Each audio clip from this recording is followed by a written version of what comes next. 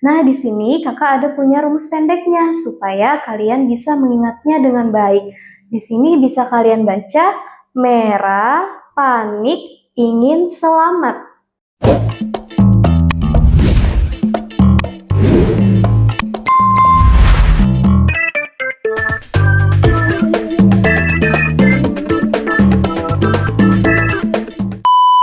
Suara kita merupakan salah satu bunyi yang sering kita dengar. Nah, apakah kalian tahu bagaimana bunyi bisa terdengar oleh telinga kita? Mau tahu? Bahas bareng Mega Bimbel yuk! Bersama Kak Mega, hari ini kita akan membahas mengenai bunyi dan sifatnya. Nah, di sini kita akan membahas apa itu bunyi. Nah, jadi adik-adik, bunyi adalah segala sesuatu yang terdengar oleh telinga kita. Nah, kemudian dari mana sih asalnya bunyi itu? Nah, bunyi berasal dari getaran benda. Getaran ini nanti akan menghasilkan gelombang, kemudian gelombang suara ini akan merambat melalui media tertentu. Kemudian, semua benda yang menghasilkan bunyi disebut sebagai sumber bunyi. Nah, di sini ada beberapa sumber bunyi yaitu suara burung, ombak, suara mobil, ataupun bel sekolah.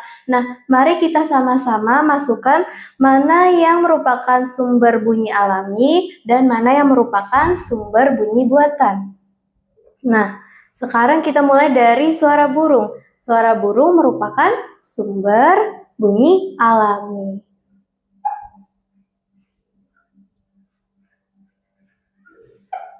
Nah, kemudian suara mobil. Nah, suara mobil itu termasuk dalam sumber bunyi buatan. Nah, terus kemudian ada suara ombak. Suara ombak merupakan sumber suara atau sumber bunyi alami.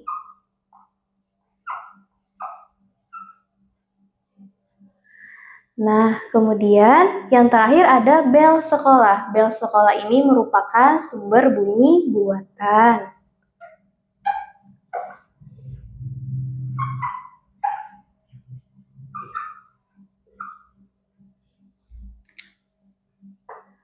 Nah, itu tadi mengenai pengertian dari bunyi. Sekarang kita akan membahas mengenai sifat-sifat dari bunyi. Nah, di sini kakak ada punya rumus pendeknya supaya kalian bisa mengingatnya dengan baik.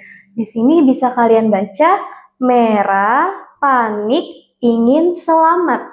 Nah, di sini kata me di sini untuk menunjukkan sifat bunyi yaitu dapat merambat ke segala arah. Kemudian kata pa di sini untuk menunjukkan sifat bunyi dapat dipantulkan. Dan yang terakhir kata se di sini itu untuk menunjukkan sifat bunyi yang dapat diserap. Sifat bunyi pertama yang akan kita bahas adalah bunyi dapat merambat ke segala arah. Merambat ini adik-adik artinya adalah bergerak. Nah, jadi bunyi merambat melalui suatu media.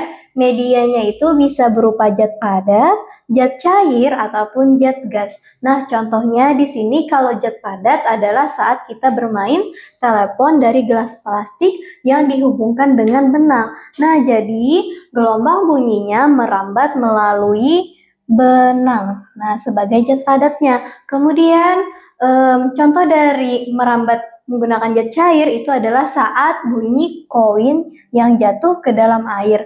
Dan yang terakhir, bunyi dapat merambat melalui zat gas yaitu saat suara guru berbicara di kelas ataupun saat kakak yang sedang menjelaskan ke kalian. Nah, bunyi yang kakak hasilkan ketika kakak menjelaskan ke kalian itu dihasilkan dari getaran pita suara kakak. Nah, kemudian sifat bunyi yang kedua yaitu bunyi dapat dipantulkan. Nah, hal ini terjadi ketika gelombang bunyi menabrak bidang pantul. Bidang pantul ini merupakan permukaan yang keras dan rapat, contohnya seperti dinding, tembok, ataupun kayu. Nah, kemudian setelah menabrak bidang pantul, akan dipantulkan kembali. Nah, Dalam sifat bunyi yang dapat dipantulkan ini, ada macam-macam bunyi pantul yang perlu kalian ketahui, yaitu yang pertama adalah gema. Nah, gema ini merupakan bunyi pantul yang muncul setelah bunyi asli selesai terdengar. Hal ini terjadi ketika dinding pantul terletak jauh dari sumber bunyi, sehingga perlu waktu untuk terdengar oleh telinga kita.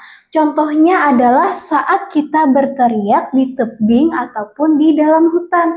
Nah, akan ada muncul suara yang mengikuti suara asli kita. Suara yang mengikuti kita itu disebut sebagai gema. Dan gema ini terdengar jelas oleh telinga kita. Kemudian, bunyi pantul yang kedua adalah gaung atau juga bisa disebut sebagai kerdam. Nah, gaung atau kerdam ini merupakan bunyi pantul yang terdengar bersamaan dengan bunyi asli sehingga menjadi tidak jelas.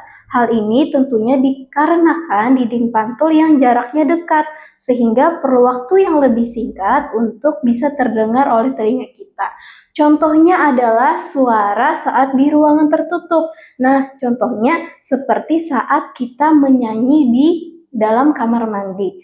Nah, kemudian yang terakhir adalah sifat bunyi dapat diserap.